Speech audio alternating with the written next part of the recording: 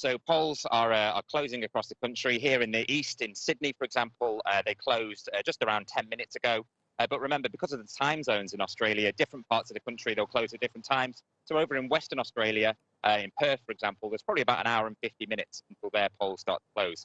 But now, pretty shortly, counting will begin. They count votes here in the polling stations. Once they have a tally, they will take that information and give it to the local Australian Electoral Commission office. And that's when we should start to get a rough idea of exactly what is happening. Now, it's going to be very hard to say exactly when we're going to get a result, and it will likely depend on how close things are. You know, television channels, analysts, even the parties themselves may start to soon call things if there's a clear way or a clear swing that the voting is going. But if it's tight, which many people are predicting that it's going to be, then it could be down to a lot of counting overnight. Remember, there's around 3 million postal votes that were put in before this election. They haven't been counted yet, so there's all that to come. And there's also talk that there could potentially be a hung parliament. That would be when either Labour or the Liberal National Coalition can form a majority government.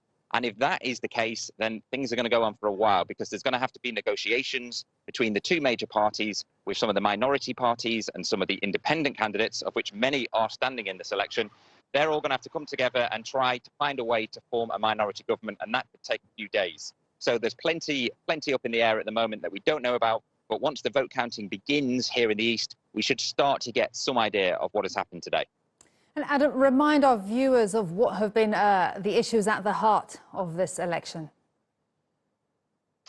Well, I'd say two key issues have really dominated this election. And today, speaking to people here at the polling station, it's all they have talked about. It's climate change and it's the economy. They're the two things that people seem to care about most, really. Obviously, there's a bit of ideas about personalities and do you prefer Morrison, do you prefer Albanese? But at the heart of this issue, people care about those matters. So climate change, for example, you see a lot of extreme weather events here. We've had bushfires, we've had droughts, we've had flooding, we've had horrendous rain here in Sydney.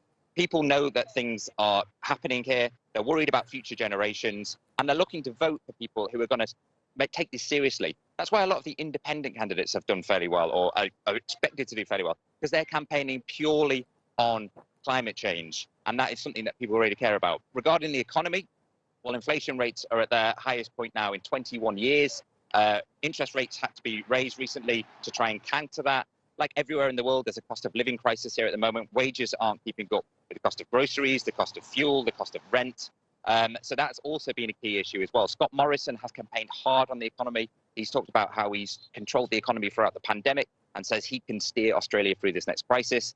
Labour, the opposition, they claim that the government isn't up to the standards required to get through this next cost of living crisis. So they're the two main issues that people have been voting on today, and it's going to be very interesting to see which way the vote sways based on those issues.